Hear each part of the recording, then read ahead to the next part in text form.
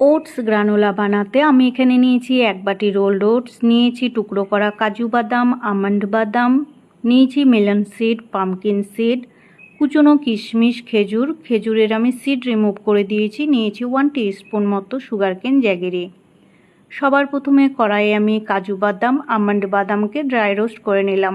তারপরে অ্যাড করে দিয়েছি মেলন সিড, পামকিন সিড, সিডগুলোকেও আমি ড্রাই রোস্ট করে নিলাম, করে আলাদা পাত্রে সরিয়ে রাখলাম।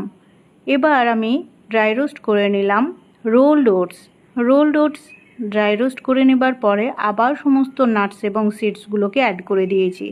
অ্যাড করে দিলাম কুচনো কিশমিশ, খেজুর, অ্যাড করে দিলাম সুগারকেন জ্যাগেরি, আর সবার শেষে অ্যাড করে দিলাম জায়ফল, এলাচ, দারচিনির গুঁড়ো। এবার সমস্ত উপকরণকে ভালোভাবে মিশিয়ে নিলাম। তারপরে ঠান্ডা হতে রেখে দিয়েছিলাম কিছু সময়। ঠান্ডা হয়ে গেলে আমি একটা কাচের জারে স্টোর করে রাখলাম। এইভাবে আপনারাও তৈরি করে নেবেন হেলদি টেস্টি ওটস গ্রানোলা, আর স্টোর করে রাখবেন কাচের জারে।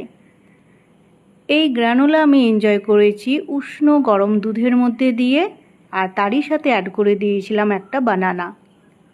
এইভাবে আপনারাও ঘরে তৈরি করে নেবেন আর এনজয় করবেন ফ্যামিলির সাথে ব্রেকফাস্টে, যেমন আমি এনজয় করেছি আমার ফ্যামিলির সাথে ব্রেকফাস্টে।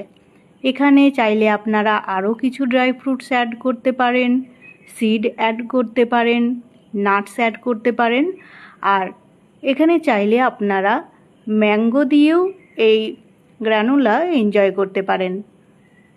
আমার এই রেসিপি আপনাদের কেমন লেগেছে কমেন্টে মতামত জানিয়ে যাবেন, লাইক দেবেন আর শেয়ার করে দেবেন আপনার সমস্ত বন্ধুদের সাথে।